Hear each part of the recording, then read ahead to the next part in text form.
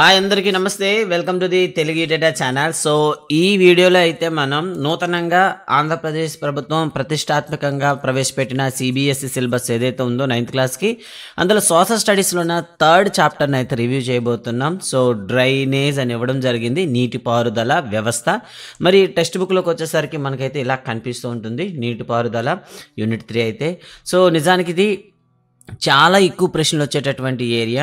ఇది మీకు 10th class social స్టడీస్లో ఉంటుంది, కానీ మనకి సిబిఎస్లో ఇది 9th క్లాస్లోనే ఉంటుంది. ప్రతి లైన్ అనేది కూడా ఒక బిట్గా మనకు ఇక్కడ రావడం జరుగుతుంది. కాబట్టి రివ్యూ చేసేటప్పుడు మీరు ఒక షార్ట్ నోట్స్ మెయింటైన్ చేయండి. అండ్ మీకు ఒకవేళ కానీ వీటి యొక్క హార్డ్ కాపీస్ కావాలంటే కింద లింక్లో అడ్రస్ ఇవ్వడం జరిగింది. ఆ లింక్లో మీరు మీ ఆర్డర్స్ని ప్లేస్ చేసుకోవచ్చు. అదేవిధంగా నోట్స్ కానివ్వండి, ఇంపార్టెంట్ క్వశ్చన్స్ కూడా డిస్క్రిప్షన్లో యాడ్ చేయడం జరిగింది, వాటిని కూడా మీరు డౌన్లోడ్ చేసుకోవచ్చు. ఇక లెసన్లోకి వెళ్దాం. టాపిక్ పేరు వచ్చేసి నీటిపారుదల. సో నీటిపారుదల అనే పదం ఒక ప్రాంతం యొక్క నదీ వ్యవస్థను వివరిస్తుంది. నీటిపారుదల అనేది ఒక ప్రాంతం యొక్క నదీ వ్యవస్థను అయితే మనకి వివరిస్తుంది. అంతేకాకుండా భౌగోళిక పటాన్ని చూడండి, వేరువేరు దిశల నుండి ప్రవహించే చిన్న ప్రవాహాలన్నీ కలిసి ప్రధాన నదికి ఏర్పరుస్తాయని మీరు గమనిస్తారు. అంటే మనం మ్యాప్ పాయింట్లో చూసుకున్నట్లయితే చిన్న చిన్న నీటి పాయలన్నీ కూడా కలిసి ఒక దిగువ స్థాయి నదిని, ఆ దిగువ స్థాయి నదులన్నీ కూడా కలిసి ఒక మహానదిని, ఒక పెద్ద నదిని ఏర్పరుస్తాయని మనకు అయితే తెలుస్తుంది. ఈ నదులు అనేవి చివరికి సరస్సు లేదా ఒక సముద్రము లేదా మహాసముద్రం వంటి పెద్ద జలభాగంలోకి ప్రవేశిస్తుంటాయి. ఒక నదీ వ్యవస్థ దాని నీటిని పొందే ప్రాంతాన్ని నదీ పరివాహక ప్రాంతం లేదా హరివాణం అంటారు. ఇక్కడ ఒక లైన్ అయితే ఇచ్చారండి. ఒక నది ప్రవహిస్తున్నట్లయితే దాని ప్రభావం వల్ల, దాని నీటి వల్ల చుట్టుపక్కల కూడా కొంత ప్రాంతం అనేది లాభం పొందుతుందన్నమాట, లేదా నీటిని పొందుతుంది. అలా నీటిని పొందే ప్రాంతాన్ని నదీ పరివాహక ప్రాంతం లేదా హరివాణం అంటారు. ఒక పటాన్ని నిశ్చితంగా పరిశీలిస్తే పర్వతం లేదా ఉన్నత భూమి వంటి ఏదైనా ఎత్తైన ప్రాంతం 2 నదీ పరివాహక ప్రాంతాలు వేరు చేస్తుందని తెలుస్తుంది. అటువంటి ఎత్తైన ప్రదేశాన్ని జల విభాజక క్షేత్రము అంటామని ఇవ్వడం జరిగింది. ఇక్కడ చూడొచ్చు, ఏలో ఒక నదీ వ్యవస్థ అయితే కనిపిస్తుంది, బిలో అయితే ఇంకో నదీ వ్యవస్థ కనిపిస్తుంది. రెండింటినీ కల్పిస్తూ మధ్యంగా ఒక ఎత్తైన ప్రాంతం అవుతుంది. దీన్నే మనం ఏమని పిలుస్తాం? జల విభాజక క్షేత్రము అని పిలుస్తాం అనమాట.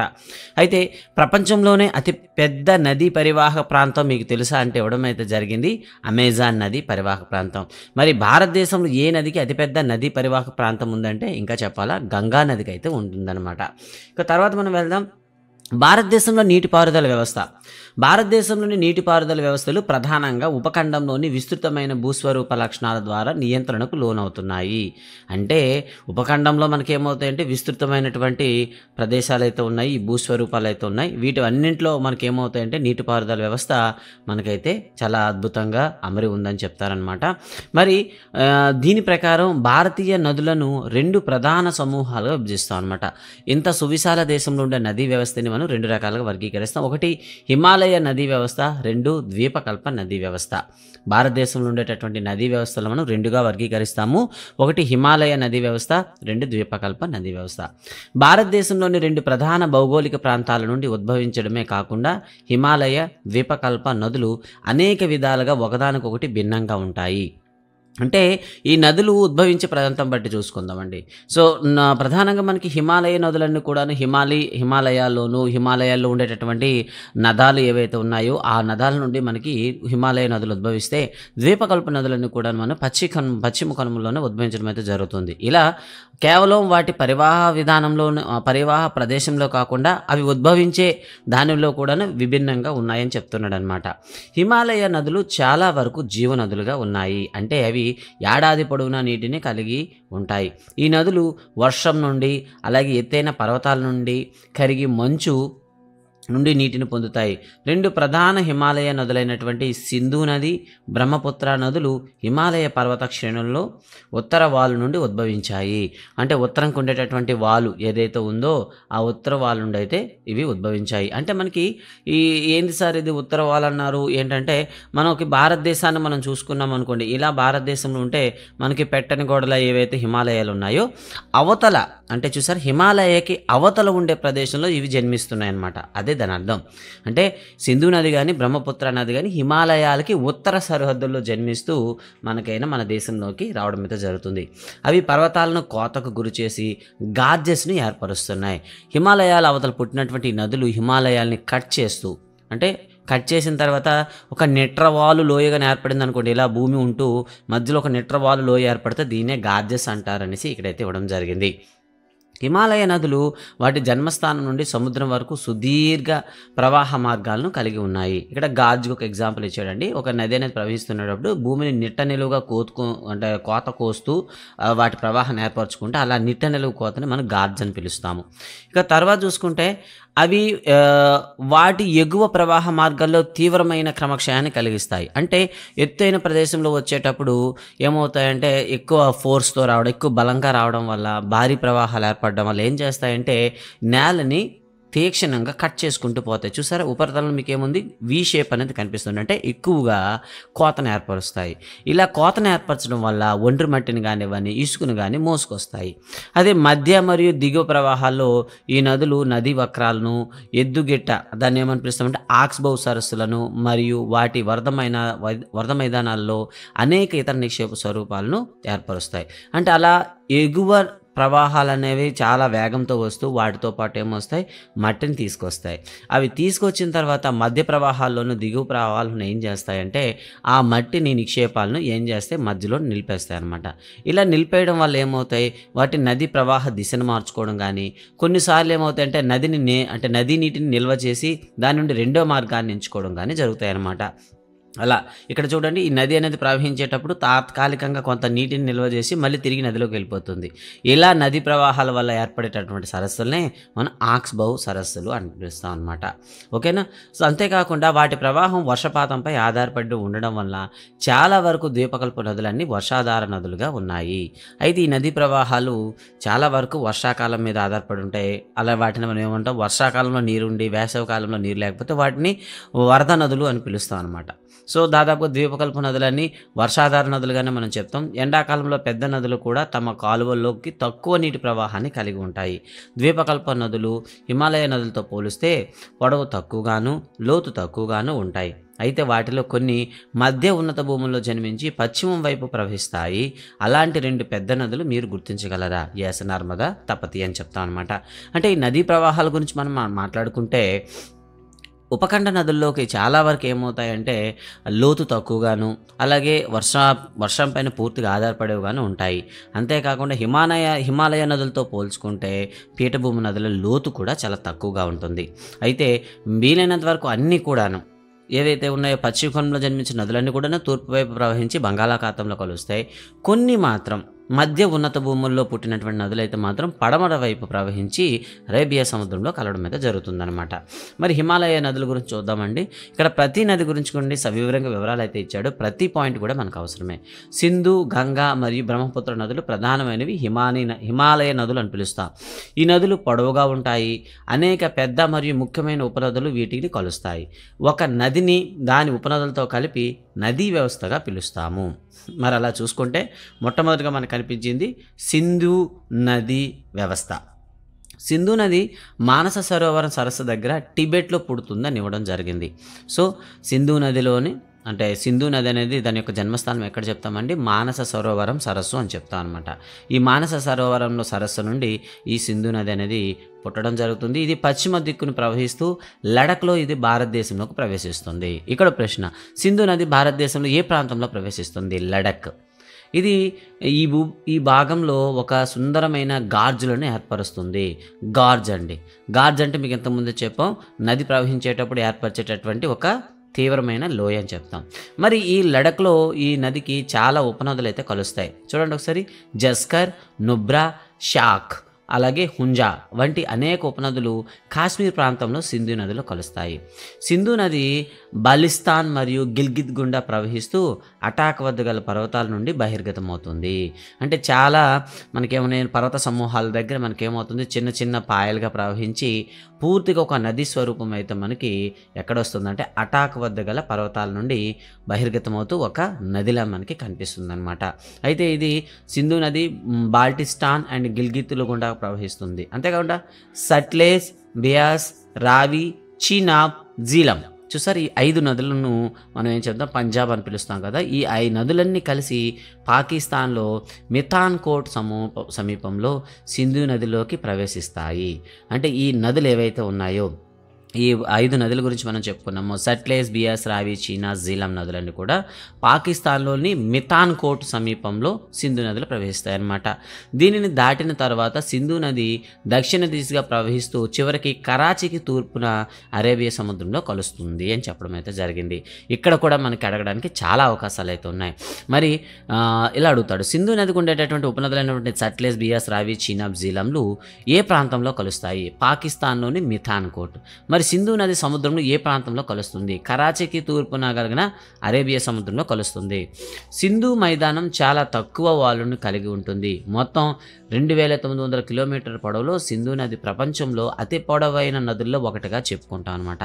అయితే సింధు నది యొక్క పరివాహక ప్రాంతంలో చాలా వరకు, అంటే మొత్తం 3 భాగాలు చేస్తే 1/3 మాత్రమే, 1/3 మాత్రమే భారతదేశంలోని లడాక్, జమ్మూ కాశ్మీర్, హిమాచల్ ప్రదేశ్ మరియు పంజాబ్లో ఉంది. మిగిలిన భాగం అంతా కూడా పాకిస్తాన్లో ఉంది. ఇది సింధు నది యొక్క కథ. మరి ఈ సింధు నది జలాలను ఉపయోగించడానికి భారతదేశము, పాకిస్తాన్ ఒక ఒప్పందం అయితే చేసుకుంది. దీన్నే సింధు నది జలాల ఒప్పందం 1960 అని చెప్తాం. దీని నిబంధనల ప్రకారం సింధు నది వ్యవస్థ తీసుకెళ్లి మొత్తం నీటిలో భారతదేశం కేవలం 20% నీటిని మాత్రం ఉపయోగించుకోవాలి. ఈ నీటిని పంజాబ్, హర్యానా, రాజస్థాన్ యొక్క దక్షిణ మరియు పశ్చిమ ప్రాంతాల్లో నీటిపారుదల కోసం ఉపయోగించుకోవచ్చని ఒక ఒప్పందం అయితే 1960లో చేసుకోవడం జరిగింది. ఇక రెండవది గంగా నది వ్యవస్థ చూద్దాం. భగీరథి అని పిలిచబడే ఒక చిన్నదాన్ని ఏమంటాం, నీటి పాయ అని చెప్తామండి. ఈ గంగా నది అనేది మనకి ఎక్కడ కలుస్తుందంటే గంగోత్రి అనే ప్రదేశంలో ఉండేటటువంటి హిమానది నది నుండి మనకి భగీరథి అనే ఒక నీటిపాయ, అలాగే ఉత్తరాఖండ్లోని దేవప్రయాగ వద్ద అలకనంద అనేటటువంటి మరొక నీటిపాయ. చూసారా, భగీరథి అనే ఒక పాయ, అలకనంద అనే 2 పాయలు ఉత్తరాఖండ్లోని దేవప్రయాగ అనే ప్రదేశంలో కలిసి మనకేమవుతాయి, ఒక పూర్తి గంగా నదిగా మనకి ఏర్పాటు అయితే అవుతాయి అన్నమాట. హరిద్వార్ వద్ద గంగా నది పర్వతాల నుండి మైదానాల్లోకి చేరుతుంది. చూసుకోండి, దేవప్రయాగ వద్దే మనకి ఏం కనిపిస్తుంది అంటే గంగా నది ప్రారంభం అయితే కనిపిస్తుంది. అయితే గంగా నది ఎక్కడ పుడుతుందంటే గంగోత్రి. ఓకేనండి, గంగోత్రి అనే ఒక హిమాని నదం నుండి భగీరథి అని పిలిచే ఒక నది పాయ, అలాగే అలకనంద అనే మరో 2వ పాయ, 2 కూడా దేవప్రయాగులు కలిసి మనకి గంగా నది అని ఏర్పడుతుంది. హరిద్వార్ వద్ద ఇది ఏమవుతుందంటే మైదానాల్లోకి ప్రవహిస్తుంది. సో ఇక్కడైతే మనకి ఒక పటం అయితే ఇవ్వడం జరిగింది. మరి ఇక్కడ చూస్తే గంగా నదిలో హిమాలయాల నుండి ప్రవహించి అనేక ఉపనదులు కలుస్తాయి అన్నమాట. చూడండి, ఇక్కడ పీఠభూమి నుండి, దక్కన పీఠం అంటే మధ్యస్థ ఉన్నత పీఠభూమి నుండి కొన్ని నదులు వెళ్తాయి. అలాగే హిమాలయాల నుండి, అంటే మనం మ్యాప్ పాయింట్లో చూసుకున్నట్లయితే గంగా నదిలో చూసుకున్నట్లయితే కొన్ని మనకి ఏమవుతాయి చూడండి. ఇది గంగా నది మనం తీసుకున్నాం అనుకోండి, దీనికి ఉత్తరంగా మనకేమవుతాయి హిమాలయాల నదులు ఉన్నాయండి. ఉదాహరణకి గాగ్రా, గండక్, కోసి, అలాగే శారదా నదులు అనేవి మనకేమొచ్చాయి ఉత్తరాన హిమాలయాల నుండి వచ్చేటటువంటి మనకి ఉపనదులు. అంతేకాకుండా గంగా నదికి ప్యారలల్గా ఒక నది అయితే మనకు ఉంది, అది యమునా నది. చూసారా, ఇది ప్యారలల్గా వస్తూ చివరికి గంగా నదిలో కలుస్తుంది అనమాట. మరి ఈ నదికి మనకేమవుతుంది, మధ్య ఉన్నత భూముల నుండి కొన్ని ఉపనదులు అయితే కలుస్తాయి. ఉదాహరణకి చంబల్, బెట్వా, అలాగే సోన్, ఇలా కొన్ని నదులు అనేవి మనకి దక్షిణ భాగం నుండి కూడా ప్రవహించి మనకి ఈ యమునా నదిలో కలవడం అయితే జరుగుతుంది. ఆ నదీ వ్యవస్థల పేర్లు చాలా అవసరం మనకి. యమున, ఘాగ్రా, గండక్ మరియు కోసి వాటిలో కొన్ని ప్రధానమైనవి. యమునా నది అనేది హిమాలయాలలోని యమునోత్రి అని హిమాని నదం నుండి పుడుతుంది. ఇది గంగా నదికి సమాంతరంగా ప్రవహిస్తుంది. కుడి ఒడ్డున ఉపనదిగా అలహాబాద్ వద్ద కలుస్తుంది. ఓకేనా. అంతేకాకుండా నేపాల్ హిమాలయాల్లో పుట్టినటువంటి ఘాగ్రా, గండక్, కోసి నదులు అనేవి మనకి దీనికి ఉపనదులుగా మనం చెప్పవచ్చు. అయితే ఈ నదులు అనేవి ప్రతి సంవత్సరం కూడాను వరదలతో ముంచెత్తి తీవ్రమైన ప్రాణ ఆస్తి నష్టాన్ని కలిగిస్తాయి.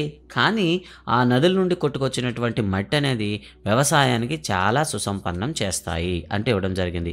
ఇక చంబల్, బెత్వా, సోన్ నదులు ద్వీపకల్ప ఉన్నత భూముల నుండి ప్రధానంగా ఉపనదులుగా చెప్పబడతాయి.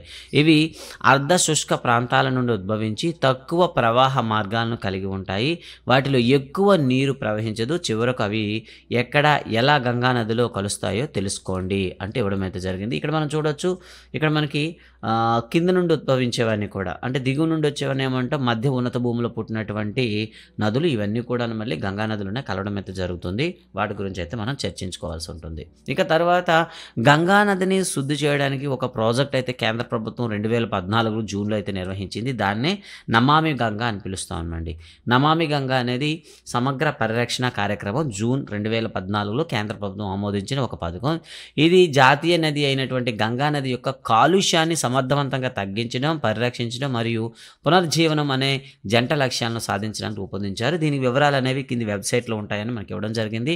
ఒకవేళ ఎగ్జామ్లో ఈ వెబ్సైట్లు కూడా అడిగే అవకాశం ఉంటుంది. http://nmcg.nic.in నమామి గంగా. సో ఈ వెబ్సైట్ అడ్రస్ కూడా మనకు అడుగుతాడు, ఎందుకంటే చాలాసార్లు అడిగిన సందర్భాలు కూడా లేకపోలేదు. కుడి మరియు ఎడమ ఒడ్డు ఉపనదుల నుండి వచ్చే నీటితో విస్తరించి గంగా నది పశ్చిమ బెంగాల్లో ఫరక్కా వరకు తూర్పు వైపు ప్రవహిస్తుంది. అంటే పశ్చిమ బెంగాల్లో ఫరక్కా వరకు ఇది ప్రవహించి అక్కడ 2 పాయలుగా విడిపోతుంది. గంగా నది డెల్టా చూడండి, డెల్టాకు ఉత్తరాన ఒక చిన్న చూసారా, ఫరక్కా నది గంగా డెల్టాకు ఉత్తరాన ఉన్న చిన్న చివరి భాగం అంటాం. నది ఇక్కడ 2గా విడిపోతుంది. అందులో మొదటిది భగీరథి అయితే రెండోది హుగ్లీ అని చెప్పారు. అయితే ఈ భగీరథి నది అనేది మనకేమవుతుందంటే తర్వాత బంగ్లాదేశ్లోకి వెళ్ళడం అయిపోయారు. అంటే భగీరథి హుగ్లీ అనేది ఒకటేనండి, ఓకేనా, ఒక నదిపాయ. తర్వాత రెండోది గంగా నది గాను బంగ్లాదేశ్లో ప్రవేశిస్తుంది. బంగ్లాదేశ్లో ఈ గంగా నదిని మనం పద్మా నది అని పిలుస్తామండి. పద్మా నది అని పిలుస్తాము. అయితే ఇక్కడ బ్రహ్మపుత్ర నది అనేది అక్కడ రావడం జరుగుతుంది. అయితే స్థానికంగా బ్రహ్మపుత్ర నదిని వీళ్ళు జమునా నది అని పిలుస్తారండి, జమున, ఓకేనా. సో బ్రహ్మపుత్ర నదిని జమున అంటారు, గంగా నదిని పద్మా నది అంటారు. ఈ 2 కూడా కలిసి మనకి బంగాళాఖాతంలో కలుస్తాయి. 2 కలిసిన తర్వాత ఏర్పడే నదిని మేఘనా నది అని పిలుస్తారండి, ఓకేనా. కాబట్టి బ్రహ్మపుత్ర గంగా నదులు సముద్రంలో కలిసేటప్పుడు వాటిని ఏమని పిలుస్తారు? మేఘనా నది అని పిలుస్తారు. గంగా నదిని బంగ్లాదేశ్లో ఏమని పిలుస్తారు? పద్మా నది అని పిలుస్తారు. బ్రహ్మపుత్ర నదిని బంగ్లాదేశ్లో ఏమని పిలుస్తారు? జమునా నది అని పిలుస్తారు. ఇలా బ్రహ్మపుత్ర జలాలతో కూడి ఒక పెద్ద నది బంగాళాఖాతంలో ప్రవహిస్తుంది. ఈ నదుల ద్వారా ఏర్పడిన డెల్టానే సుందర్బన్స్ అంటారు, ఓకేనా. ఎందుకు దీన్ని సుందర్బన్స్ అంటారంటే ఇది ఒక చిత్తడి నేల అంటాం. చిత్తడి నేల అంటే మనకి బురద నేల అనమాట. ఈ బురద నేలల్లో సుందరి అనే ఒక చెట్టు పెరుగుతుంది. అందుకే మనం ఏమంటాం, సుందరి వనాలు అని పిలుస్తాం కదా. మరి బెంగాల్లో సుందరి వనాలు కలిపేసి సుందర్బన్స్ అని పిలుస్తాం అనమాట. ఈ డెల్టా అనేది ప్రపంచంలోనే అతి వేగవంతంగా, అంతేకాకుండా అతి పెద్ద డెల్టాగా చెప్తాం. ఇక్కడే మనకి జాతీయ జంతువైనటువంటి రాయల్ బెంగాల్ టైగర్ కూడా నివాసం ఉంటుంది. ఇక గంగా నది పొడవు చూసుకుంటే సుమారు 2500 కిలోమీటర్లు. చిత్రం 3.4 చూసి గంగా నది వ్యవస్థ ద్వారా ఏర్పడే నీటిపారుదల క్రమాన్ని చర్చించడానికి ఇవ్వడం అయితే జరిగింది. అయితే సింధు మరియు గంగా నది వ్యవస్థలో మధ్య గల జల విభాజక క్షేత్రంలో అంబాలా ఉంది అని ఇవ్వడం జరిగింది. చూసారా, అంబాలా, ఓకేనా. సో అంబాలా అనేది ఎక్కడ ఉందంటే సింధు గంగా నదులను విభజించే క్షేత్రము అంబాలా అని గుర్తుంచుకోండి. ఇంతకుముందు చెప్పాం, 2 నదులను విభజించే క్షేత్రాన్ని జల విభాజక క్షేత్రం అని పిలుస్తాం. అయితే గంగా సింధుల విభాజక క్షేత్రం ఏదంటే అంబాలా అంటాము. అంబాలా నుండి సుందర్బన్స్ వరకు మైదానాలు దాదాపుగా 1800 కిలోమీటర్ల మేర విస్తరించి ఉన్నాయి. అయితే దీని వాళ్ళు తగ్గుదల కనీసం 300 మీటర్లు కూడా లేదు. అంటే స్లోప్ అండి. స్లోప్ అంటే ఈ 18,000 కిలోమీటర్లకు కూడా 300 మీటర్ల కన్నా లేదు. అంటే ప్రతి 6 కిలోమీటర్లకి కేవలం 1 మీటర్ పతనం మాత్రమే ఉంది. అంటే స్లోప్ చాలా తక్కువ ఉందన్నమాట. అందువల్ల నదీ ప్రవాహ మార్గంలో పెద్ద నదీ వక్రతలు అభివృద్ధి చెందాయి. ఎందుకంటే స్లోప్ ఉందనుకోండి, నీరు అనేది వేగంగా, అంటే ఇలా వాటర్ స్లోప్ ఉందనుకోండి, నీరు అనేది వేగవంతంగా వెళ్ళిపోతుంది. కానీ దానివల్ల ఏమవుతుంది, దాని మార్గాన్ని మార్చుకోవాల్సిన అవసరం లేదు. ఇప్పుడు ఏమైంది, సమతలంగా ఉండడం వల్ల నదిలో మేట పడింది అనుకోండి, దాని ప్రవాహ దిశను మార్చుకొని ఈ వక్రతలు అనేవి ఎక్కువగా అభివృద్ధి చెందాయి అన్నమాట గంగా నదిలో. కాబట్టి గంగా నదిలో 1800 కిలోమీటర్లు కేవలం 300 మీటర్లు మాత్రమే ఈ ఏటవాలుతనం అయితే కనిపిస్తుంది. ఇక తర్వాత చూసుకుందాం బ్రహ్మపుత్ర నది వ్యవస్థ. ఇది బ్రహ్మపుత్ర నది టిబెట్లోని మానస సరోవరం సరస్సుకి తూర్పున సింధు మరియు సట్లెజ్ జన్మస్థలాల్లో చాలా సమీపంలో పుడుతుందని చెప్పడం జరిగింది. ఇది మనకి మిగతా డీటెయిల్స్ అనేవి మనకు అప్రస్తుతం కాబట్టి దాని గురించి చర్చించట్లేదు. మానస సరోవరాన్ని సరస్సుకు తూర్పున సింధు మరియు సట్లెజ్ నదుల జన్మస్థలాల వద్ద పుడుతుందని ఇచ్చాడు. ఇది సింధు కంటే కొంచెం పొడవైనది. దాని ప్రవాహ మార్గంలో ఎక్కువ భాగం భారతదేశానికి వెలుపల ఉంది. ఇది హిమాలయాలకు సమాంతరంగా తూర్పు దిశగా ప్రవహిస్తూ నామ్చా బర్వా ఓకే. నామ్చా బర్వే అనే ప్రాంతం అంటే ఇది 7,757 మీటర్లు ఎత్తులో ఉందన్నమాట. అక్కడ చేరిన తర్వాత యూ ఆకారపు మలుపు అంటే యూ టర్న్ తీసుకొని అరుణాచల్ ప్రదేశ్‌లోని ఒక గార్జ్ ద్వారా భారతదేశంలో ప్రవేశిస్తుంది. ఇక్కడ ఈ నదిని దిహాంగ్ అని పిలుస్తారు. బ్రహ్మపుత్ర నదిని దిహాంగ్ అని పిలుస్తారు. దీనిలో దిబాంగ్, లోహిత మరియు అనేక ఉపనదులు కలిసి అస్సాంలో దీన్ని ఏమని పిలుస్తారు? బ్రహ్మపుత్ర అని పిలుస్తారు. దిహాంగ్ అనేది అరుణాచల్ ప్రదేశ్, అస్సాంలో బ్రహ్మపుత్ర అని పిలుస్తాం. సో అంతే మీకు తెలుసా అని ఇచ్చాడు. బ్రహ్మపుత్ర నదిని టిబెట్లో చాంగ్పో అని పిలుస్తారు. బంగ్లాదేశ్లో జమున అని పిలుస్తారు. ఓకేనా, ఇప్పుడే మనం చెప్పుకున్నాం. అరుణాచల్ ప్రదేశ్లో దిహాంగ్ అంటారు, అస్సాంలో బ్రహ్మపుత్ర అంటారు. ఇలా దానికి వివిధ పేర్లు అయితే ఉన్నాయి. అయితే టిబెట్ ప్రాంతం చలి పొడి ప్రాంతం కాబట్టి అక్కడ నుండి ఈ నది తక్కువ పరిమాణంలో నీటిని, ఒండ్రుమట్టిని మోసుకొస్తుంది. ఎందుకంటే అక్కడ ఎక్కువగా శీతల ప్రాంతం కాబట్టి నీరు అనేది వీలైనంత వరకు గడ్డకట్టి ఉంటుంది. కాబట్టి నీటి ప్రవాహం అనేది చాలా తక్కువగా ఉంటుంది. ఇది అధిక వర్షపాతం పొందే ప్రాంతం గుండా వెళ్తుంది. ఎందుకు? భారతదేశంలో మనకి ఈశాన్య రాష్ట్రాల్లో ఎక్కువగా వర్షపాతం ఉంటుంది కాబట్టి ఈశాన్య రాష్ట్రాల్లో ఇది ప్రవహించేటప్పుడు ఈ నది పెద్ద మొత్తంలో నీటిని, గణనీయమైన మొత్తంలో ఒండ్రుమట్టిని మోసుకువస్తుంది. అస్సాంలో దీని మొత్తం పొడవునా బ్రహ్మపుత్ర నది కాలువలు అల్లికని ఉంటాయి. తద్వారా అనేక నదీ ద్వీపాలను ఏర్పరుస్తాయి. అస్సాంలో వచ్చేటప్పుడు చాలా వరకు నదులు అనే ఒక వలలా ఉంటాయి. ఇందులో ప్రాంతంగా మనకి పెద్ద పెద్ద ద్వీపాలు కూడా ఉన్నాయి. ప్రపంచంలోనే అతిపెద్ద నదీ తీర ద్వీపం కూడా ఇక్కడే ఉంది. దాని పేరు మజులి. ఓకేనా, మజులి అని పిలుస్తారు. సో ఈ మజులి అనేది ఇక్కడే మనకి అతిపెద్ద నదీ తీర ద్వీపం అని పిలుస్తాం అనమాట. రీసెంట్గా దాన్ని ఒక నియోజకవర్గం కూడా ప్రకటించారు. ప్రతి సంవత్సరం వర్షాకాలంలో నది దీని ఒడ్డును దాటి ప్రవహించడం వల్ల అస్సాం మరియు బంగ్లాదేశ్లో వరదలకు కారణమవుతున్నాయి అన్నమాట. అయితే వినాశనం జరుగుతున్నప్పుడు కూడాను కారణం ఏమిటి అంటే అవి తీసుకొచ్చేటటువంటి దాన్ని ఏమంటాం ఒండ్రుమట్టి అని చెప్తాను అనమాట. ఎందుకంటే ఈ భారీ ఒండ్రుమట్టి నదీ గర్భంలో భారీ మొత్తంలో చేరడం వల్ల నది లోతు అనేది తగ్గిపోతుంది. దానివల్ల నదిలో పట్టే నీటి పరిమాణం తగ్గిపోవడం వల్ల ఈ వచ్చేటటువంటి భారీ నీటి ప్రవాహాన్ని జనావాసాల్లోకి అంటే మైదానాల్లోకి పంపించడం జరుగుతుంది.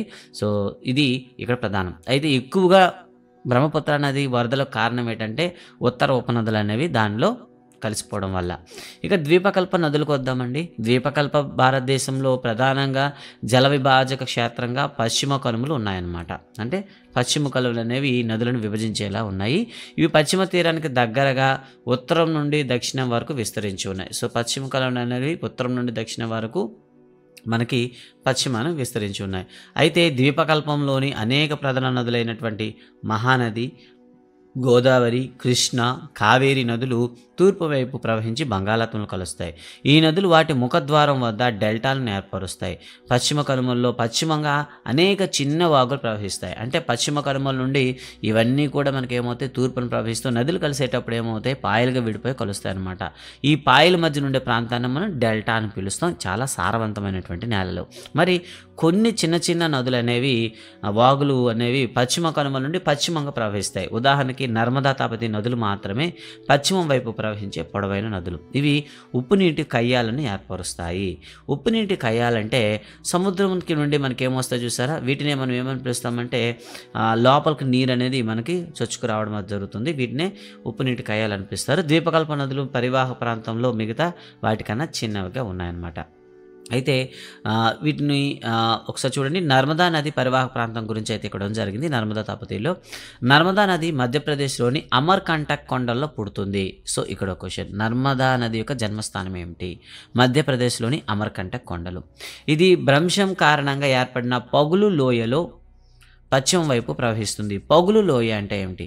సో మనకి ఏర్పడేటప్పుడే ఈ పీఠభూముల మధ్యలో ఉండేటటువంటి కొన్ని గాజెస్గా మనం చెప్తాం అనమాట. అటువంటి లోయలో ప్రవహిస్తూ ఉంటుంది. సముద్రానికి వెళ్ళే మార్గంలో నర్మదా నది అనేక సుందరమైన ప్రదేశాలను సృష్టిస్తుంది. నర్మదా నది లోతైన గార్జు గుండా ప్రవహిస్తుంది. జబల్ ఊరు చూడండి, జబల్పూర్కు సమీపంలో ఉన్న మార్బుల్స్ రాక్స్ మరియు ఏటవాలుగున్న రాళ్ళపై నుండి దుమికి ప్రవహించే దూదార్ జలపాతం అనేది ఈ నర్మదా నదిలో మనమైతే చూడొచ్చు అనమాట. గార్జ్ అండి, గార్జ్ అంటే ఏంటుంది? సో ఇక్కడ ఉండేవి రాక్లో మనం చెప్పాం కదా, ఏదంటే పగుల్లోయలు ఏర్పడ్డాయి అంటే ఈ రాతి శిలలతో ఏర్పడినటువంటి గార్జ్ అనమాట. ఈ గార్జ్లో లోతుగా ప్రవహిస్తూ ఉంటుంది. ఇక తర్వాత మనం చూద్దాం సో ఇక నర్మదాని కాపాడేందుకు ఒక ప్రాజెక్ట్ అయితే ఇచ్చారు. దాన్ని నమామి దేవి నర్మదే. ఈ పథకం ద్వారా ఏం చేశారంటే నర్మదా నది పరిరక్షణ అనేది మధ్యప్రదేశ్ ప్రభుత్వం చేపట్టింది. దీని గురించి మరింత తెలుసుకోవడానికి ఒక వెబ్సైట్ అయితే ఇచ్చారో చూడొచ్చు. నమామి దేవి నర్మదా .mp.gov.in అనమాట. దీని గురించి తెలుసుకోండి. నర్మదా నది యొక్క ఉపనదులు చాలా చిన్నగా ఉంటాయి. వీటిలో ఎక్కువ భాగం నిలువుగా ఉంచి ప్రధాన ప్రవాహంలో కలుస్తాయి. నర్మదా నది పరివాహక ప్రాంతం మధ్యప్రదేశ్ మరియు గుజరాత్లలో కనిపిస్తుంది అని ఇవ్వడం జరిగింది. ఇక తర్వాత తపతి అండి. తపతి అనేది మధ్యప్రదేశ్లోని బేతుల్ జిల్లాలో మనకైతే జన్మిస్తుంది. ఇది కూడా నర్మదా నదికి సమాంతరంగా పగుల్లోయలో ప్రవహిస్తుంది. అయితే దీని పొడవు చాలా తక్కువ. దీని నదీ పరివాహక ప్రాంతం మధ్యప్రదేశ్, గుజరాత్ అండ్ మహారాష్ట్ర. ఇంతకుముందు మనం చూసుకున్నది చూడండి, మధ్యప్రదేశ్ మరియు గుజరాత్ అయితే నర్మదా నది అయితే, తపతి వచ్చేసి ఇక్కడ మహారాష్ట్ర కూడా మీకు యాడ్ అవుతుంది. ఓకేనా. ఇక పశ్చిమ కనుమలు మరియు అరేబియా సముద్రం మధ్య తీర మైదానాలు చాలా ఇరుకైనవి. అందువల్ల తీర ప్రాంతం నదులు చిన్నవిగా ఉన్నాయి. సబర్మతి, మహి, భరతపూజ మరియు పెరియార్ వంటి పశ్చిమ వైపు ప్రవహించే ప్రధాన నదులు అనేది ఇవ్వడం జరిగింది. అంటే మనకి ఇప్పటి వరకు నర్మది, తపతి నేర్చుకున్నాం కానీ మిగతా పేర్లు వినలేదు. ఇక్కడైతే కొత్తగా ఎంటర్ చేశాడు. సబర్మతి, మహి, భరతపూజ, పెరియార్ ఇవన్నీ కూడా పశ్చిమం వైపు ప్రవహించే ప్రధాన నదులు. ఈ నదులు ప్రవహించే రాష్ట్రాలను కనుగొనండి అంటే ఇవ్వడం జరిగింది. ఇక తర్వాత గోదావరి నది పరివాహక ప్రాంతం చూద్దాం. గోదావరి అతి పెద్ద ద్వీపకల్ప నది అంటాం. ఇది మహారాష్ట్రలోని నాసిక్ జిల్లాలో పశ్చిమ కనుమల్లో మనకి చూడండి, పశ్చిమ కనుమలో ఇది ఉద్భవిస్తుంది. దీని పొడవు 1500 కిలోమీటర్లు. ఇది బంగాళాఖాతంలో కలుస్తుంది. దీని పరివాహక ప్రాంతం కూడా ద్వీపకల్ప నదులతో అతి పెద్దది. ద్వీపకల్పాలు ఉండే పెద్దదనమాట. దీని నదీ పరివాహక ప్రాంతం మహారాష్ట్రలో 50% అయితే ఉందన్నమాట. మధ్యప్రదేశ్, ఒడిశా, ఆంధ్రప్రదేశ్లో దీన్ని కొన్ని ప్రాంతాల్లో విస్తరించి ఉందని అయితే ఇవ్వడం జరిగింది. అయితే ఇది ఒకప్పుడుది. సో ఇప్పుడైతే మనం తెలంగాణ కూడా దీన్ని యాడ్ చేసుకోవాల్సి వస్తుందన్నమాట. Okay, right. గోదావరిలో పూర్ణ, వార్ధ, ప్రాణహిత, మంజీరా, వెన్గంగా, పెన్గంగా వంటి అనేక ఉపనదులు ఉన్నాయి. అయితే మంజీరా, వెన్గంగా, పెన్గంగాలు అనేవి పెద్ద ఉపనదులు అని చెప్తాం అనమాట. దాని పొడవు మరియు అది ఆవరించిన విశాల ప్రాంతం కారణంగా గోదావరిని దక్షిణ గంగా అని పిలుస్తారు. అంటే దక్షిణ భారతదేశంలో చాలా ఎక్కువ విస్తరణ కలిగి ఉన్నాయి కాబట్టి దక్షిణ గంగా అని గోదావరి నదిని పిలుస్తారనమాట. ఇక మహానది, దాని పరివాహక ప్రాంతం చూద్దాం. ఇది ఛత్తీస్గఢ్లో ఉండేటటువంటి ఉన్నత భూముల్లో ఈ మహానది అయితే జన్మిస్తుంది. దీని ప్రవాహం అంటే పరివాహక ప్రాంతం ఎక్కువగా కూడా మీకు ఒడిశాలో అయితే కనిపిస్తుంది. ఒడిశాలో ఇది ప్రవహించి బంగాళాఖాతంలో కలుస్తుంది అనమాట. దీని పొడవు దాదాపుగా 860 కిలోమీటర్లు. అంతేకాకుండా దీని నీటిపారుదల మనకి మహారాష్ట్ర, ఛత్తీస్గఢ్, జార్ఖండ్, ఒడిశాలు పంచుకుంటున్నాయని ఇవ్వడం జరిగింది. చూసారా, మహారాష్ట్ర ఎక్కడుంది, అలాగే మహానది ఎక్కడుంది. కాబట్టి గుర్తుపెట్టుకోండి, మహారాష్ట్ర, ఛత్తీస్గఢ్, జార్ఖండ్, ఒడిశా ప్రధానంగా మనకి మహానది పరివాహక ప్రాంతం అని చెప్తాం. ఇక తర్వాత కృష్ణానది గురించి వద్దామండి. మహాబలేశ్వరం సమీపంలో ఒక నీటి బొగ్గ నుండి పుట్టిన నది కృష్ణానది. ఓకేనా. సో పశ్చిమ కనుమలోని మహాబలేశ్వరం అని చెప్తాం. దాదాపుగా 1400 కిలోమీటర్ల మేర ప్రవహించి బంగాళాఖాతం చేరుతుంది. దీనికి ఉండేటటువంటి ముఖ్యమైన ఉపనదులు తుంగభద్ర, కోయన, ఘటప్రభ, మూసి, భీమ ఇవనేవి దీని యొక్క ఉపనదులు. దీని నీటిపారుదల హరివానం మహారాష్ట్ర, కర్ణాటక, ఆంధ్రప్రదేశ్లో పంచుకుంటున్నాయి. ఇక తర్వాత అత్యధిక వివాద కలిగించేటటువంటి నది కావేరీ నది. కావేరీ నది పశ్చిమ కనుమల్లో బ్రహ్మగిరి శ్రేణుల్లో పుడుతుంది. తమిళనాడులోని కడలూరుకు దక్షిణాన బంగాళాఖాతంలో చేరుస్తుంది. దీని పొడవు 760 కిలోమీటర్లు. దీని ప్రధాన ఉపనదులు అమరావతి, భవానీ, హేమావతి, కబిని. దీని హరివానం కర్ణాటక, కేరళ, తమిళనాడులో కొన్ని ప్రాంతాల్లో ఉంది. అత్యధిక వివాదాలు అయితే ఈ నది నుండే వస్తుంటాయి. మీకు తెలుసు అంటే ఇవ్వడం జరిగింది. భారతదేశంలోని కావేరీ నది 2వ అతిపెద్ద జలపాతాన్ని కలిగి ఉంది. దీనిని శివసముద్రం జలపాతం అని పిలుస్తారు. ఈ జలపాతం నుండి ఉత్పత్తి చేసే జల విద్యుత్తును మైసూరు, బెంగళూరు, కోలార్ బంగారు గనుల్లో ఉపయోగిస్తామని తేవడం జరిగింది. అయితే మీకు వచ్చే క్వశ్చన్ ఏంటంటే భారతదేశంలోనే అతిపెద్ద జలపాతం ఏది? కామెంట్లో పెట్టండి. సో ఫస్ట్ కామెంట్ ఎవరు పెడతారో చూద్దాం. ఈ ప్రధాన నదుల్లో పాటు తూర్పు వైపు ప్రవహించే కొన్ని చిన్న చిన్న నదులు కూడా ఉన్నాయి. ఉదాహరణకు దామోదర, బ్రహ్మణి, వైతరిణి, సువర్ణరేఖ నదులు వీటికి కొన్ని ముఖ్యమైన ఉదాహరణలు అయితే చెప్పుకోవచ్చు. ఇవన్నీ కూడా మనకి చోటనాగ్పూర్ పీఠభూమి పరివాహక ప్రాంతాల్లో కనిపిస్తాయి. ఓకేనా. ఇక తర్వాత చూసుకున్నట్లయితే సరస్సులు. సో కాశ్మీర్ లోయ మరియు సుప్రసిద్ధ దాల్ సరస్సు. ఇల్లు, పడవలు మరియు శిఖరాల గురించి మీకు తెలిసే ఉండవచ్చు అని ఇవ్వడం జరిగింది. అంటే కాశ్మీర్ అని చెప్పగానే దాల్ సరస్సు కనిపించాలి, దాని మీద డోంగాలు ఉంటాయి. ఇల్లు పడవలు అండి, అంటే ఇల్లు పడవల పైన కడతారు, వీటిని డోంగాలు అని పిలుస్తారు. అంతేకాకుండా ఉన్నతమైన శిఖరాల గురించి కూడా మనం విని ఉంటాం. ప్రతి సంవత్సరం వేలాది మంది పర్యాటకులను ఆకర్షిస్తాయి. అదేవిధంగా మీరు సరస్సులు సమీపంలో ఏదైనా ఒక ఇతర పర్యాటక ప్రదేశాన్ని సందర్శించి పడవ విహారం, బోటింగ్ అంటాం కదా, ఈత మరియు జలక్రీడలను ఆస్వాదించి ఉండవచ్చు అని అయితే ఇవ్వడం జరిగింది. ఇక చూద్దాం. శ్రీనగర్, నైనిటాల్ మరియు ఇతర పర్యాటక ప్రదేశాల్లో సరస్సులు లేకుండా ప్రస్తుతం ఉన్నంత ఆకర్షణీయంగా అవి ఉండేవా అని ప్రశ్నిస్తారు. లేదండి, ఎందుకంటే సరస్సు అనేది ఒక ప్రత్యేకమైన ఆకర్షణీయంగా ఆహ్లాదకరాన్ని కలిగిస్తుంది. ఒక ప్రదేశాన్ని ఆకర్షణీయంగా ఉండేలా చేయడంలో సరస్సుల ప్రాముఖ్యతను తెలుసుకోవడానికి మీరు ఎప్పుడైనా ప్రయత్నించారా అంటే ఇవ్వడం జరిగింది. పర్యాటకులకు ఆకర్షణ ఉండడమే కారణంగా సరస్సులు మానవులకు అనేక విధాలుగా కూడా ఉపయోగపడతాయి. ఉదాహరణకి ఇక్కడ చూడండి, Caspian Sea and Dead Sea and Aral సముద్రాలు వంటి పెద్ద విస్తీర్ణంలో ఉన్న సరస్సులు సముద్రాలు అంటారు. అంటే సాధారణంగా విస్తీర్ణం కానీ అత్యధిక విస్తీర్ణంలో ఉంటాయి కాబట్టి ఈ సరస్సుల్ని వీటిని సముద్రాలు అని పిలుస్తాం. ఉదాహరణకి కాస్పియన్ సీ అన్నాం, అలాగే డెడ్ సీ అన్నాం అండ్ ఆర్ఎల్సి అన్నాం, కానీ వాటిని లేక్ అనిపించలేదు, ఎందుకంటే వాటి యొక్క విస్తీర్ణం అత్యధికంగా ఉంటుంది కాబట్టి. ఇక భారతదేశంలో అనేక సరస్సులు ఉన్నాయి. అవి పరిమాణంలోనూ ఇతర లక్షణాలను ఒకదానికొకటి భిన్నంగా ఉన్నాయని చెప్తాం. ఓకేనా. చాలా సరస్సులు సజీవమైనవి. పాక్షిక శుష్క ప్రాంతాల, అంతస్థలీయ పరివాహక లోతట్టు ప్రాంతాల్లో ఉండే సరస్సులు వర్షాకాలంలో మాత్రమే నీరు ఉంటాయి. ఇది ఒక పెద్ద సెంటెన్స్ అండి. పాక్షిక శుష్క ప్రాంతాల, అంతస్థలీయ పరివాహక లోతట్టు ప్రాంతాలు. చూసారా, పాక్షిక శుష్క అంటే తక్కువ వర్షపాతము, అంతస్థలీయ అంటే చుట్టుప్రక్కల కూడా ఎటువంటి ప్రవాహ మార్గాలు లేకుండా అక్కడికక్కడే నీరని డ్రై అయిపోయిన ప్రాంతాల్లో. అలా కాకుండా వర్షాకాలంలో మాత్రమే ఈ సరస్సులో నీరైతే కనిపిస్తుంది, ఎందుకంటే వీటికి ఎటువంటి నదులతో కూడా సంబంధం ఉండదు. మరి హిమానీ నదాలు మరియు మంచు పలకల చర్య ఫలితంగా కొన్ని సరస్సులు ఏర్పడ్డాయి అని చెప్తాం. మరికొన్ని గాలి, నదులు చర్యల వల్ల మానవుల కార్యకలాపాల ద్వారా ఏర్పడ్డాయి. కొన్ని నదుల ప్రభావం వల్ల సరస్సులు ఏర్పడతాయి, కొన్ని హిమాలయ నదాల ఫలితంగా ఏర్పడతాయి, కొన్ని మానవుడు చర్య వల్ల అంటే ఎక్కువ గోతులు తీయడం వల్ల కూడా ఏర్పరచవచ్చు. మరి వీటి గురించి చూద్దామండి. వక్రతల కలిగిన ఒక నది వరద మైదానం మీదుగా ప్రవహిస్తున్నప్పుడు నది చంద్రికలను ఏర్పరుస్తుంది. చంద్రిక అంటే కర్వ్ అండి. ఓకేనా. ఏదైనా సరే వక్రతలం ఉండేటప్పుడు ఆ నది అనేది తన మార్గాన్ని మెచ్చుకున్న తర్వాత అలా ఏర్పడే సరస్సును మనం ఆక్స్బౌ సరస్సులు అని పిలుస్తాం. ఓకే. తీర ప్రాంతాల్లో గల ఇసుక మేటలు, స్ప్రింట్స్, బార్స్, లాగూన్లను ఏర్పరుస్తాయి. లాగూన్స్ అండి, వీటికి ఉదాహరణ చిలకా సరస్సు అని చెప్పారు. లాగూన్ అంటే ఏమిటి? సముద్ర తీరంలో మనం చూస్తే మధ్యలో ఒక చిన్న ఏమవుతుంది, ఖాళీ ప్రదేశం అయితే ఏర్పడుతుంది. దీంట్లోకి మనం నది సముద్రం నీరు వచ్చిపోతుంటుంది అనమాట. దీన్ని లాగూన్స్ అంటారు. ఇలా లాగూన్స్ వల్ల కూడా మీకు సరస్సులు ఏర్పడతాయి. ఇలాంటి లాగూన్స్ మీరు కేరళ తీరంలో ఎక్కువగా చూడొచ్చు. కాబట్టి చిలకా సరస్సు, పులికాట్ సరస్సు మరియు కొల్లేరు సరస్సులు కూడా మనం చెప్పవచ్చు. అంతస్థలీయ పరివాహక ప్రాంతాలు అంటే చుట్టుపక్కల నది ప్రభావం కానివ్వండి, లేకపోతే ఎటువంటి సముద్ర ప్రభావం కానీ లేకుండా కొన్ని సరస్సులు అయితే ఉంటాయి. వాటిని ఏమంటారు? అంతస్థలీయ పరివాహక సరస్సులు అంటారు. దీనికి ఉదాహరణగా మనం ఏం చెప్పవచ్చు? రాజస్థాన్లోని సాంబార్. గుర్తుపెట్టుకోండి, సాంబార్లో ఉప్పు లేకపోతే బాగుండదు.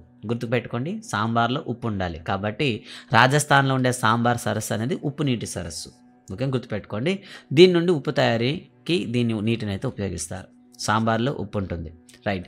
మంచినీటి సరస్సులు చాలా వరకు హిమాలయ ప్రాంతాల్లోనే ఉన్నాయి. అవి హిమాలయ నదాల నుండి ఉద్భవించాయి. హిమాలయ నదాలు అంటే ఏమిటి? గడ్డ కట్టేసిన సరస్సు అని అర్థం. హిమాలయ నదం అంటే హిమాలయాల్లో గడ్డ కట్టేసిన చెరువు, సరస్సు అనమాట. వీటి నుండి ఏర్పడేవి కొన్ని మంచినీటి సరస్సులు అయితే ఏర్పడతాయి. మరో మాటలో చెప్పాలంటే హిమాలయ నదాలు ఒక లోతట్టు ప్రాంతాన్ని ఏర్పరచగా అవి తర్వాత మంచు కరగడంతో నిండిపోతాయి. జమ్మూ కాశ్మీర్లో ఓలార్ సరస్సు కానీ, అంతేకాకుండా దీనికి విరుద్ధంగా టెక్టానిక్ కార్యకలాపాల వల్ల ఏర్పడింది అని ఇవ్వడం జరిగింది. అంటే టెక్టానిక్ కార్యకలాపాలు అంటే భూమిలో ఉండేటటువంటి పలకలు ఏవైతే ఉన్నాయో అవి పలకలు కదిలేటప్పుడు కొంత లోతట్టు ప్రాంతం అయితే ఏర్పడుతుంది. అలా లోతట్టు ప్రాంతం అనేది కాలక్రమేణా నిండిపోవడం జరుగుతుంది. అలా ఏర్పడినటువంటి సరస్సులని ఇక్కడ మనం చెప్పడం జరిగింది. అదే ఓలార్ సరస్సు. ఓకేనా. ఇది భారతదేశంలోనే అతిపెద్ద మంచినీటి సరస్సు. దాల్ సరస్సు, భీమ్తాల్, నైన్టాల్, లోక్తక్, బారాపానీ వంటి మరికొన్ని ముఖ్యమైన మంచినీటి సరస్సులు అయితే మనకైతే ఉన్నాయి. సహజ సరస్సులతో తో పాటు జల విద్యుత్ శక్తి ఉత్పత్తి కోసం నదులపైన ఆనకట్ట కట్టడం అనేది కూడా సరస్సులను ఏర్పాటు చేస్తుంది. ఉదాహరణకు బాక్రానంగల్ ప్రాజెక్టులో కట్టినటువంటి గురు గోవింద్ సాగర్ అని చెప్తాం. ఇది కేవలం డ్యామ్ కోసం కట్టినటువంటి లేక్ అనమాట. ఈ లేక్లో నీరు అనేది ఉండడం వల్ల అదొక మనకి చిన్న లేక్లా కనిపిస్తుంది. సరస్సులు మానవులకు చాలా విలువైనవి. ఒక సరస్సు నదీ పరివాహక అంటే నదీ ప్రవాహాన్ని నియంత్రించడంలోనూ, అంతేకాకుండా అకస్మాత్తుగా వచ్చినటువంటి వరద నీటిని నియంత్రించడంలో, ఫలితంగా వరదలు నియంత్రించడంలో కాపాడుతుంది. ఇంకా 2, ఈ సరస్సులు అత్యధికంగా నీరు ఉండడం వల్ల మనకి ఏం లాభం అవుతుందంటే, మనకు నీటి ప్రవాహం అన్నది, అంటే వ్యవసాయానికి కానివ్వండి, ఎప్పుడు సకాలంలో కావాల్సిన నీటిని అనేది ఈ సరస్సులు అనేవి అందిస్తాయి. అంతేకాకుండా ఈ సరస్సులో నీటిని నిల్వ చేసి విద్యుత్ శక్తిని ఉత్పత్తి చేయడానికి కూడా సహాయం చేస్తాయి. అంతేకాదు పరిసరాల శీతోష్ణ స్థితిని సమతుల్యంగా ఉంచడం, అంటే వాతావరణంలో మార్పులు ఎక్కువగా లేకుండా చేయడం. చూసుకోండి, మనకు సముద్ర తీరంలో కానీ సరస్సు తీరంలో ఉన్నట్లయితే ఏడాది పొందిన ఉష్ణోగ్రత ఒకేలా ఉంటుంది. ఇలా శీతోష్ణ స్థితి సమతుల్యతగా ఉంచడంలోనూ, జల జీవావరణ వ్యవస్థను నిర్వహించడంలోనూ, ప్రకృతి సౌందర్యంగా మెరుగుపరచడంలోనూ, పర్యాటక అభివృద్ధి చేయడంలోనూ, ఇది వినోదాన్ని అందించడంలోనూ సరస్సులు మనం చేస్తాయి. మొత్తం అన్నింటినీ ఒక సమ్అప్ చేసి అయితే ఒక మాట అయితే ఇక్కడ చెప్పాడు. మానవ చరిత్ర మొత్తంలోనూ నదులు ప్రధాన భూమికను కలిగి ఉన్నాయి. ఎందుకంటే మనకి మెసటోమియా నాగరికత చూసుకున్నా అక్కడ మనకి నది ఒడ్డులోనే స్టార్ట్ అయిందని చెప్తాం. అలాగే మన భారతదేశంలో సింధు నాగరికత చూసుకున్న సింధు నది పైన ఆధారపడి ఉంది. అంటే మానవ చరిత్ర అంతా కూడా నదుల ప్రధాన భూమిక ఉన్నాయని చెప్పాడనమాట. నదుల నుండి వచ్చే నీరు ఒక ప్రాథమిక సహజ వనరు. ఇది వివిధ మానవ కార్యకలాపాలకు అవసరం. అందువల్ల నదీ తీరాలు పురాతన కాలం నుండి స్థిరవాసాలను ఏర్పరిచాయి, అంతేకాకుండా ఆకర్షించాయి కూడా. ఈ నివాసాలు ఎప్పుడు పెద్ద నగరాలుగా మారాయి. ఇప్పుడైతే పెద్ద నగరాలుగా మారాయి. మీ రాష్ట్రంలో నది ఒడ్డున ఉన్న నగరాల జాబితాను రూపొందించండి. నీటిపారుదల, నౌకాయానం, జల విద్యుత్ ఉత్పత్తి కోసం నదులు అయితే ఉపయోగించబడుతున్నాయి. ప్రత్యేకించి దీని జనాభాలో ఎక్కువ మందిని వ్యవసాయమే ప్రధాన జీవనాధారంగా ఉన్న భారతదేశం లాంటి దేశానికి ప్రత్యేక ప్రాముఖ్యత ఉన్నాయి. మరి నదీ జలాలు అనేవి ఇప్పుడు ఏమవుతున్నాయి? కాలుష్యం అయితే అవుతున్నాయి.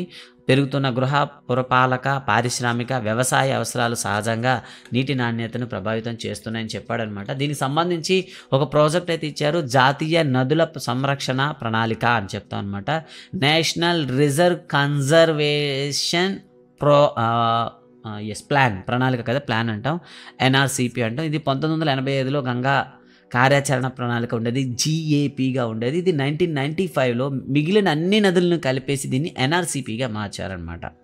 సో దీని లక్ష్యం ఏంటంటే కాలుష్య నివారణ పనులు అమలు చేయడం ద్వారా దేశంలో ప్రధాన నీటి వనరులైన నదులు నీటి నాణ్యతను మెరుగుపరచడం.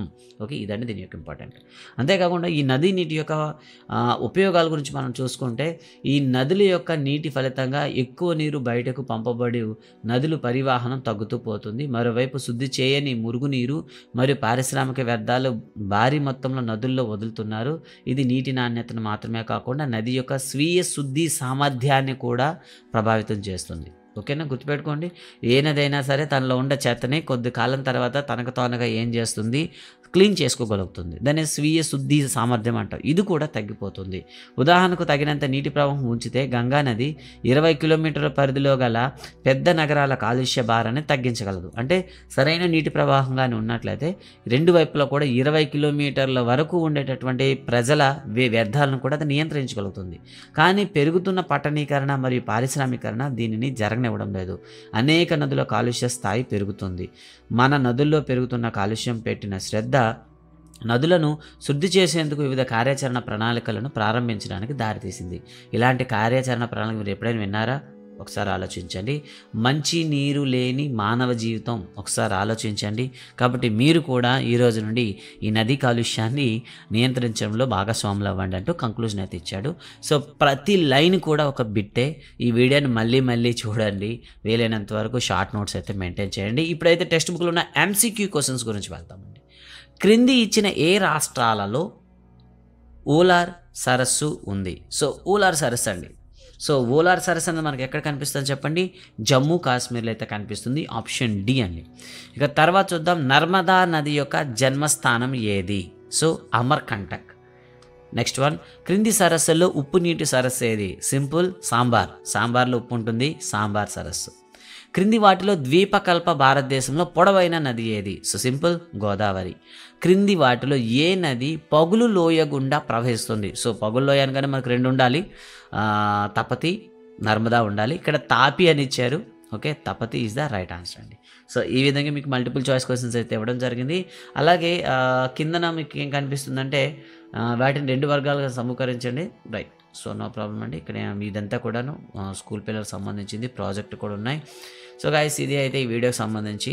సో వీడియో అయితే కాస్త లెంగ్తీగా ఉంది, బట్ ప్రతి బిట్టు కూడా ఇంపార్టెంటే. ఈ వీడియోస్ పైన మీ కామెంట్స్ అండ్ మీ సలహాలు సూచనలు అందివ్వండి, ఖచ్చితంగా చేద్దాం. ఇక నెక్స్ట్ మనకు జాగ్రఫీలో 3 లెసన్స్ అయ్యాయి కాబట్టి నెక్స్ట్ వచ్చేసి సివిక్స్. సో పాలిటీ, పౌరశాస్త్రం నుండి ఒక 2 వీడియోస్, అదేవిధంగా అర్థశాస్త్రం నుండి ఒక 2, చరిత్ర నుండి ఒక 2 వీడియోస్ వస్తాయి. వాటిని అయిన తర్వాత మళ్ళీ తిరిగి జాగ్రఫీలోకి వస్తుంది. సో వాటిని కూడా ఆదరిస్తారని ఆశిస్తున్నాం. Thank you very much. జై హింద్.